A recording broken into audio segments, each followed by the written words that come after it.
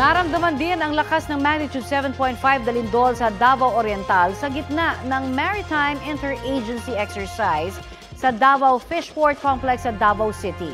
Ang mainit na balita hatid ni Argel Relator ng GMA Regional TV.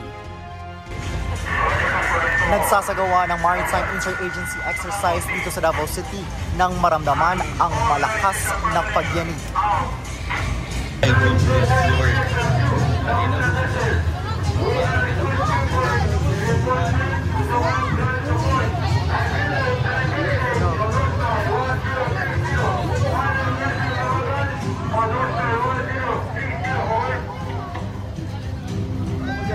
Lang, so good.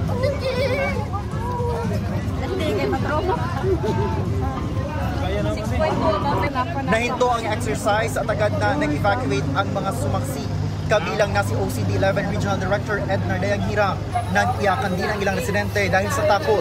Pinakalma naman sila ng mga emergency responder.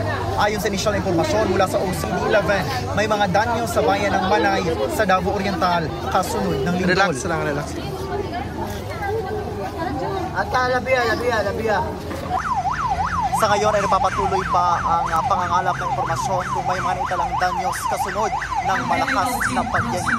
Yan ang latest mula rito sa Davao City. Ako si Argel Relator ng GMA Regional TV at GMA Integrated News.